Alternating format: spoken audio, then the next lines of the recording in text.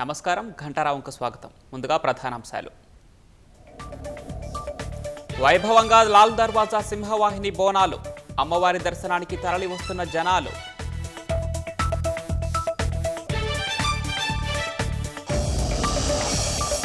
Hyderabad metro రెండో దశపై ఎంపీలకు సర్కార్ దిశానిర్దేశం, డిపిఆర్ ఆమోదం కోసం కేంద్రంపై ఒత్తిడి తేవాలన్న మంత్రులు. చందు నాయక్ హత్య కేసు నిందితులను పట్టించిన వేలిముద్రలు, భూ వివాదాల కారణంగానే మట్టు పెట్టారని పోలీసుల నిర్ధారణ.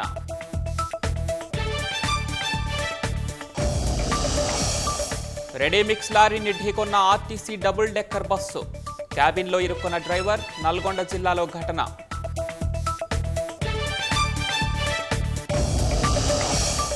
శ్రీశైలం జలాశయానికి స్థిరంగా కొనసాగుతున్న వరద, జోరాల సుంకేసుల నుంచి 156,000 క్యూసెక్కుల నీరు.